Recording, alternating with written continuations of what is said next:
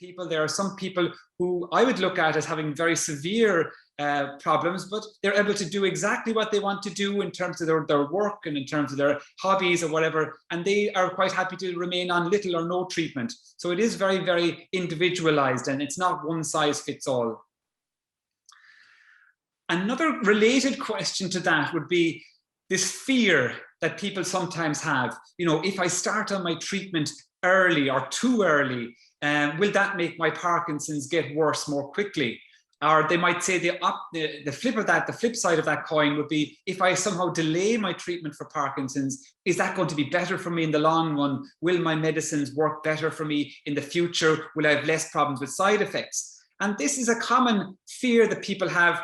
And it's important to recognize there is no evidence that Parkinson's treatments speeds up the decline in Parkinson's. In fact, there's a well-known phenomenon called dopa phobia, and doctors have it, and people with Parkinson's suffer from it, because sometimes there's a misconception, even amongst medical people, that starting on treatments, let's try and delay it for as long as possible. And of course, you're losing out on quality of life, you're losing out on exercise and all the best years of your life potentially. We did a study, it was over 10 years ago now. We looked at this problem, does levodopa, which is Sinemet or Madapar, does that accelerate the problems in Parkinson's? And this was a study we did, people with Parkinson's who died and kindly donated their brains for research afterwards. We looked at their brains under the microscope, and actually the people, particularly the younger people with Parkinson's who had been taking higher amounts of dopamine replacement therapies, actually seemed to have less signs of Parkinson's damage on their brain when they died. Now, we're not saying that the medicines somehow prevented the Parkinson's from getting worse, but perhaps the medicines that they were taking was allowing them to exercise more. It was allowing them to be more active, and that may have had a long-term knock-on benefit. We did another study looking at our own natural stem cells. You may have heard about stem cells, this ability to regenerate parts of the brain tissue. Well, people don't often realize that we actually have stem cells ourselves and naturally in our brain. And in fact, there is no evidence that various drugs that are used to treat Parkinson's will affect our own natural stem cells. And in fact, there may even be some positive aspects to some of them. So again, the bottom line is there's no evidence that taking medicines early damages you or you're letting yourself down, as it were. In fact, there may be some evidence that taking medicines when at an earlier stage to keep you active may be beneficial. Moving on to some more specific, I suppose, examples of treatments, and as I say, drug treatments we're talking about today. In early Parkinson's, for example, we have lots of options available. I just want to make one point before I go any further.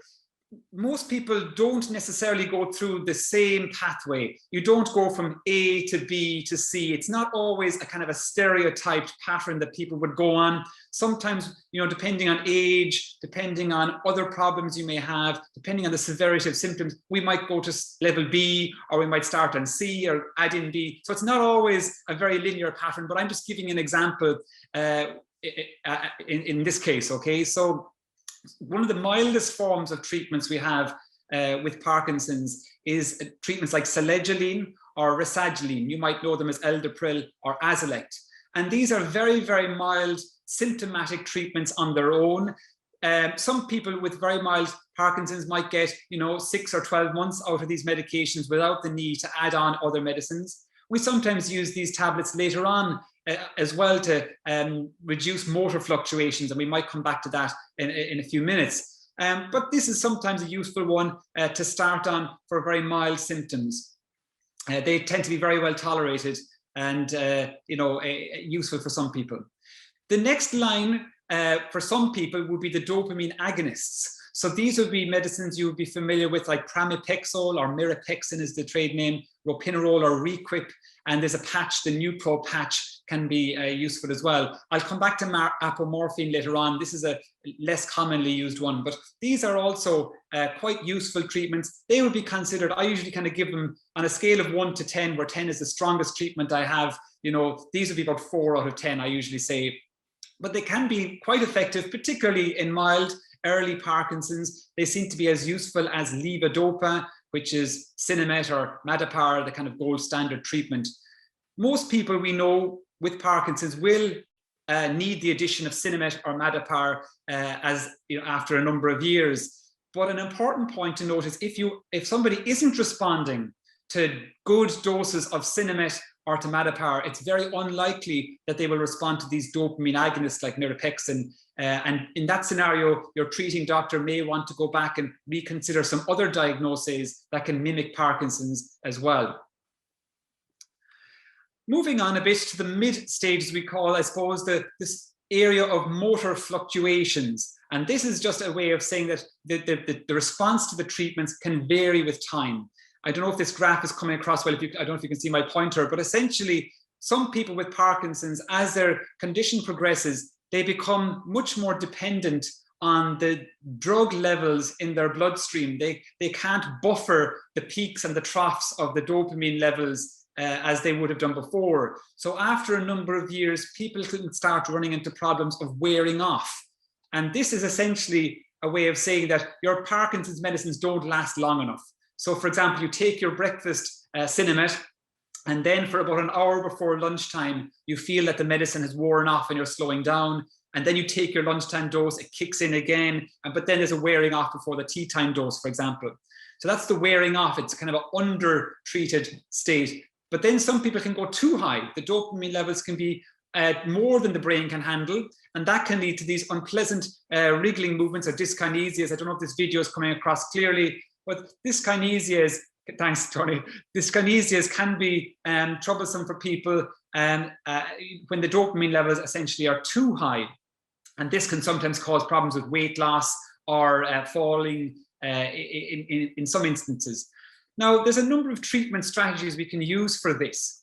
And the easy things to do, first of all, is you might shorten the gap between the dopamine medications. Some people have this habit of taking their last Sinemet tablet before they go to bed, which I don't really like. I'd often push them closer together in the waking day to get more use out of them when you need to be active.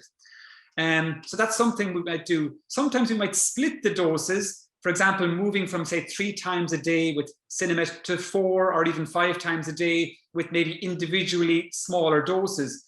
The problem with that is you end up almost living your life by the clock. I'm not a big fan of it. It's hard to keep that going, and you end up, your life becomes very regimented, and it's difficult even with the best will in the world.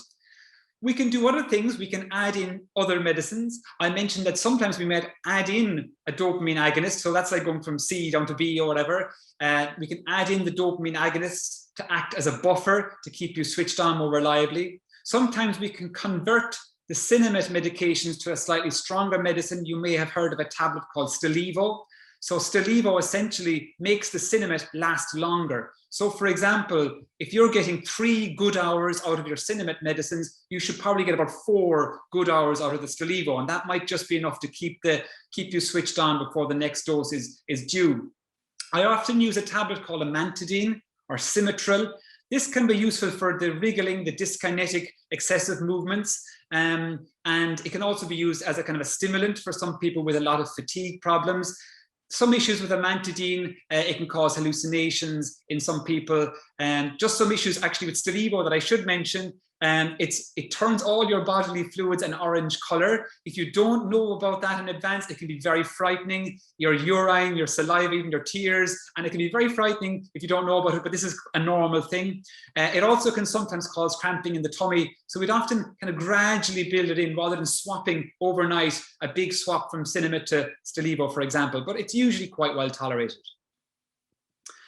Moving on a little bit to some of the more unpredictable off periods. And this is called freezing of gait. And anybody who has experienced this will know it can be very, very debilitating for people. In other words, you're walking along, usually in a narrow corridor, and suddenly you get stuck. You can't move, you're standing there, you want to move. It might only last a few seconds, but it can feel like hours, and it can be frightening, and it can be associated with falling. Now, sometimes we can treat that with medicines. If, for example, there's a very convincing pattern whereby, you usually are wearing off with your Sinemet, and that's when the freezing comes on, we'll increase up the Sinemet. But sometimes, quite often, in fact, it can come on randomly. And in those instances, I'd often go for the non-drug treatments. This is something you might hear a little bit more about with Ruth McCullough, but Things like putting lines on the floor to walk over. I often use the example that I learned from somebody I see in clinic who has this, the French national anthem. They sing the French national anthem, a good marching rhythm can help switch people on. Things like metronomes can be useful. You may have come across this laser cane, and there's a video of it here, which hopefully we'll see, but I'll just describe it to you if you're not familiar. So this is somebody who might have a walking stick or a rolling frame, and they have a button that they press, and this button shoots down a beam, a laser beam of bright light in front of them. They walk over the line, and that can kind of keep them going. So this is a trick that works for some people. I'll just show you this video. Hopefully it works. What you would do now if you got stuck? Yeah. Can you walk over towards the corner of the room for me? So this gentleman, I don't know if you could see that there, the beam of light came, and he was able to take the first step. And once you take the first step, you can kind of keep going. Watch, he gets stuck again coming around. And do the cane there for me. And he does the, yeah. And he does the cane, the bright beam of light comes out, he takes the first step, and that usually can keep, once you kind of turn the key in the ignition, that can be enough. Just to talk about the autonomic problems in Parkinson's, and again, this is something that's often not volunteered by people when they come to clinic, but can be very significant nonetheless. So orthostatic hypotension is a way of describing blood pressure going up and down, in particular low blood pressure when you're getting up from the bed or the chair, can lead to lightheadedness, it can lead to fainting, it can lead to falling for some people. So it can be, you know, very risky for a lot of people. Simple things to do include raising the head of the bed at night, getting up slowly from the bed or the chair, maybe increasing the salt in your diet. But there are some medicines we can use as well. Some of you may be familiar with medicines like amantadine or Midon or fludrocortisone. These can help keep the blood pressure more stable. Gastrointestinal problems are also quite common in Parkinson's. As many of you will know, constipation, at least half of people will have pretty bad constipation at any one time, and laxatives, very, very important to take regularly. Nausea can be an issue for people, so motilium or domperidone can sometimes be useful, particularly when you're starting on the Sinemet. Some people find that a bit nauseating, so that can be useful. Salivary drooling or dribbling can be problematic, and in that case, I will often use eye drops taken under the tongue. The chemist will look at you with a strange face when he gets the prescription, but these are eye drops you can use just for occasional, you know, a few drops if you're going out. It won't totally dry you out, but just enough to make the social interactions more normalized. And I like that one because it doesn't really give you side effects in the body, and it can be used as needed. For more severe problems, I sometimes use botulinum toxin. This is the Botox that the supermodels use to get their wrinkles done. But we can inject the salivary glands, and sometimes that can dry out the mouth a bit. And then for more severe problems with drooling, very rarely, we might consider things like radiotherapy to kind of permanently damage, as it were, the salivary glands and dry out the mouth in a more permanent manner.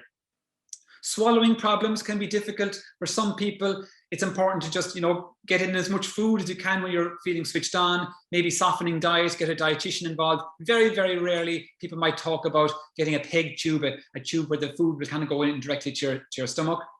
Bladder and bowel problems, often, you know, not asked about and not volunteered sometimes. People can get this urge, you get the need to go to the bathroom very, very quickly. And if you don't get there, sometimes there can be accidents. So there are medicines that can be useful. I will often use mirabegron or betmiga, but there are other options as well. Sometimes you might be worth getting a bladder assessment with a urologist where they'll do formal measurements of your bladder capacity. I kind of apologize for this corny gag with my with regards to erectile dysfunction and sexual difficulties, but I often tell people it's better to make a kind of a corny joke about it and ask about the problem than not ask about the problem. So this can be an issue for people, very embarrassing for some people to talk about, but again, not to be shy, and the treatments will often be very similar to people without Parkinson's, for example. Things like Viagra and things can be useful for people. Another one often not volunteered is issues with mood and with memory. And we know that about half of people with Parkinson's can actually have problems with low mood or anxiety. And there's lots of reasons for that. There's chemical imbalances. There's also issues with pain. There's worry about your family. There's so many reasons for that. And we know that low mood can have a huge impact on the motivation to exercise. And if it isn't treated, it can be really very debilitating. But the good news is, if you identify it, or if your family or your carer identifies it, then that can be treated in the same way as people without Parkinson's. So things like non-drug treatments, counseling can be useful, and exercise, really important for that as well, but also medicine. So kind of the standard antidepressants we would use would be equally useful in people with Parkinson's. Memory problems can sometimes be an issue even in early stages of Parkinson's, but certainly as we get older, we know that memory problems become more prominent.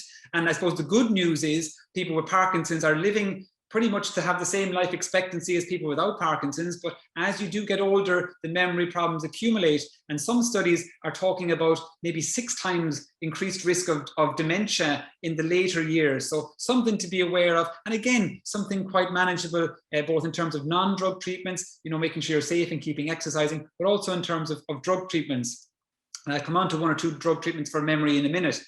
Hallucinations, again, very people don't like to volunteer this. They're afraid that their family will think they're going crazy, and it's often embarrassing for them, but very, very common.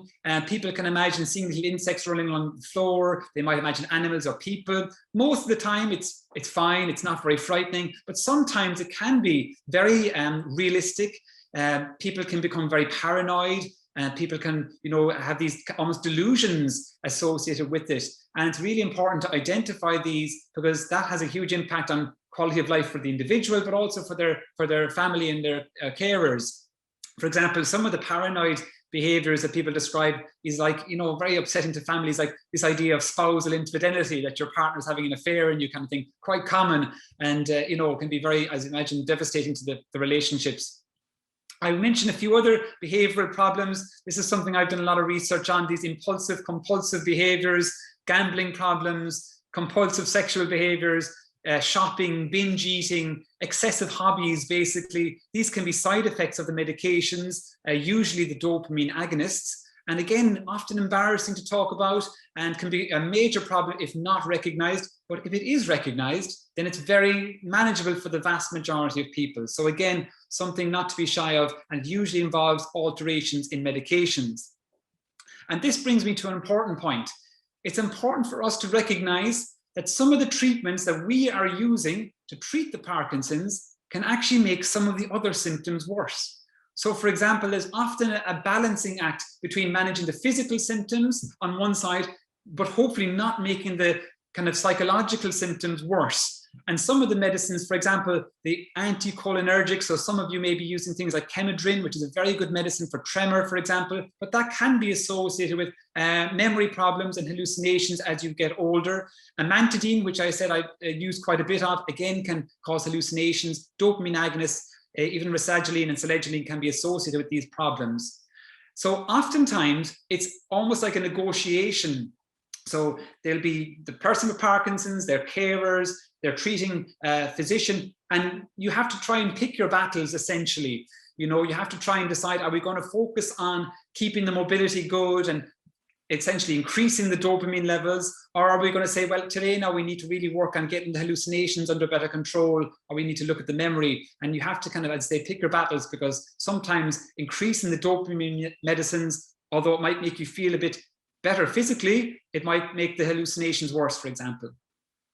Now, sometimes we can add in medicines if, for example, the hallucinations became frightening. Things like quetiapine or Seroquel can be used, usually in low doses. The problem, as I said, with Seroquel is that it's the balancing, you're pushing it more, you're treating the psychological, but that can cause a physical slowness for some people, and it can cause fatigue. So you have to try and, as I say, strike the compromise. Rivastigmine or Exelon is quite useful for some people. It can help with these cognitive fluctuations. And these cognitive fluctuations are like episodes where you just become a bit confused for no obvious reason. Sometimes it can be for a few hours, sometimes it can be for a few days. And these can be helpful to stabilize the memory for some people. I also like rivastigmine in terms of hallucinations, because it can dampen down hallucinations, but not slow you down physically. So that's something to consider. Now, there are some problems with rivastigmine. In particular, it can cause tummy upset. and kind of diarrhea and cramping for some people. So, you know, and it can sometimes cause a slowness of the heart. So again, all these medicines, there's a kind of a trade-off. I won't talk too much about insomnia because I know Suzanne Timmins is going to be talking about sleep later on, but usually we would try the non-drug treatments and, you know, keeping active at the right time and getting up at the right time, avoiding napping, things like that. And things like melatonin, which I suppose is a drug, but it's a hormone. And then very occasionally we might consider sleeping medications as well. Now, I'd like to kind of switch gears a little bit and talk to you a bit about the device-assisted therapies in Parkinson's. And it's important to say that this probably won't be relevant for the majority of you. There might be 5 or 10% of people at some stage where we might consider device-assisted therapies. And what I'm talking about is apomorphine infusions, Duodopa infusions, and deep brain stimulation. And I'll talk about each of them individually in a minute. Those of you who were at a meeting, this similar meeting maybe about 5 years ago will recall we did a session specifically about this, and we actually had very kind volunteers from the group came up and gave their personal stories. So it's often worth chatting to people you know with these treatments so you can hear a kind of a more personal first-hand account. But essentially, when do we think about the device-assisted therapies? It's when we can't optimize, we can't keep you switched on in a good way with the oral medications. So for example, if somebody with Parkinson's is requiring medicines more than 4 times per day, as I said, that's often very challenging for people.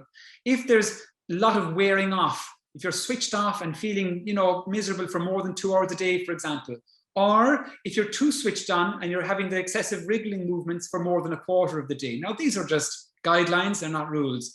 The only rule I would say is there's no rule regarding age or how long you have to have the disease. But I would say it's not like a terminal or palliative care treatment. Unfortunately, there's still a bit of a stigma, I think, about some of the pump treatments in particular. People might have had experiences with relatives who've gone to like a hospice and they had a pump or an infusion treatment, and we think of this as, oh, they're on the way out kind of thing. This is not the case. Far from it. We would not be using these treatments in, you know, in palliative kind of setting. We use this to build up quality of life and keep people active and hopefully keep them alive for a long time after that. So just to bear that in mind, it's not like you're at death's door when your doctor mentions these treatments. Just to talk about apomorphine, this is the first one that came out about 50 years ago now, I suppose. There are intermittent apomorphine injections. These are the pen treatments people can give themselves. I don't use them very often. They can be useful for a very select problem, for example, where the freezing of gait is very, very severe and maybe not that often. It can switch people on very, very quickly. But there are some issues with it. You get a big boost of dopamine, and then a problem is when you get the big boost, you start getting dyskinetic, and sometimes it can cause behavioral, almost like addiction problems when you get that surge. Much more often, I use this apomorphine infusion. I don't know if you can see this picture in the corner, but this is a small little pump, very easy, carried in a pouch, and you insert a needle, a small little butterfly needle, into your skin. It can vary where it goes, usually in the tummy, and you turn on the pump first thing in the morning. And the idea of the pump is that you get the medicine going in slow and steady in a continuous fashion throughout the day. So you don't get those peaks and troughs we saw in the previous slide with regards to the tablets. So it's quite easy to fine tune it. We can really accurately thread the needle, as it were, to keep you in that happy middle zone where you're not too switched off, not too switched on. And this was shown in a study a couple of years ago looking at the apomorphine pump. So the people basically who were on this pump were switched on in a good way for 2 hours more per day than people who were on the other oral medications at the time. And it's generally quite well tolerated. And some of the side effects at the start, in particular, nausea, vomiting, and lightheadedness, that can be very troublesome in the first few weeks, but usually improves. You can get problems with nodules in your skin because you have to stick a needle in a different place every day. So that takes a bit of work as well for some people. And as I say, there is a slight risk of kind of behavioral changes, almost like addiction behaviors. And then those other kind of strange behaviors like gambling and shopping and things can sometimes become troublesome, particularly if you're taking the booster doses of the apomorphine. So excuse me, Sean, yeah. Just to let you know, if you want to take a few questions in a bit, yeah? Yes, well, Okay. I'm happy to take questions at any time. Or I'm nearly finished. I'll probably get about another 2 or 3 more slides, and I could maybe take all the questions together if that suits you better. Not a problem. That's okay. Thank you. Very, I think we're still okay for time, are we? Cool, thanks. I've got about maybe 3 or 4 more slides. So Duodopa, which some of you will be familiar with, this is actually a liquid gel form of Cinemet. So the advantage of this treatment is you know the treatment. Pretty much everybody will be on Cinemet or Matapar at this stage anyway. So you know the drug well, you know the side effects, you know it's going to work for you, okay? The difference is that this is again pumped in slow and steady in a continuous fashion throughout the day, but this time not into the skin, but actually a small procedure where it gets put into your tummy, and it actually goes into your jejunum. So there's a small procedure associated with that, but usually well tolerated. And I suppose the advantage is, again, your life becomes a lot simpler when the pump is working. You're much less oral medications throughout the day, maybe even no oral medications throughout the day, and much easier to fine tune.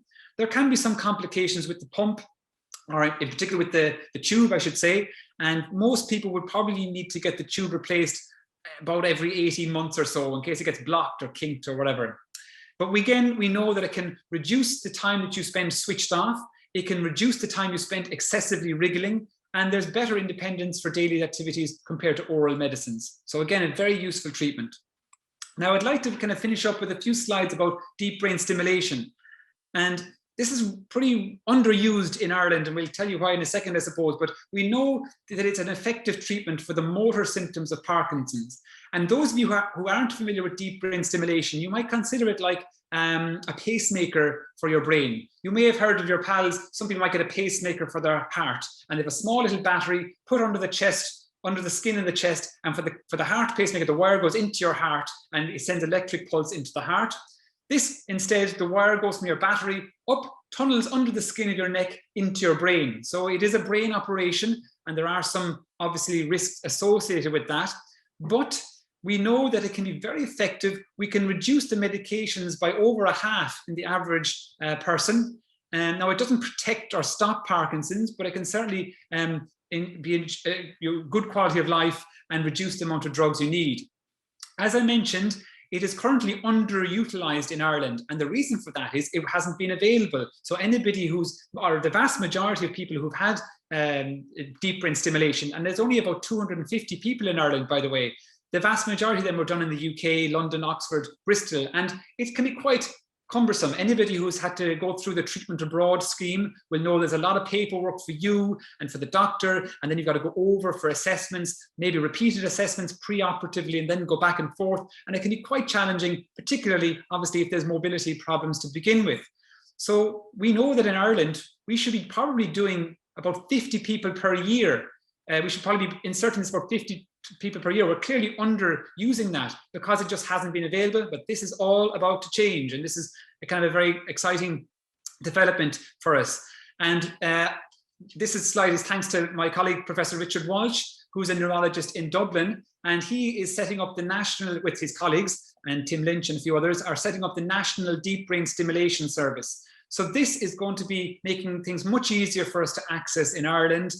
So essentially, the individual with Parkinson's will be seen by a movement disorder specialist or a neurologist, and then if they felt that was appropriate and the person with Parkinson's was interested, they would then be referred to the National Deep Brain Stimulation Service.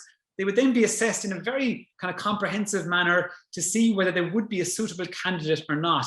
And when I say comprehensive, it's not just like a neurologist. There will be a psychologist, a psychiatrist, physiotherapist, speech therapist, maybe brain scans, and lots of intensive investigations to see whether this would be appropriate or not. Then this will all be put together in a meeting with the various people involved, including the brain surgeon.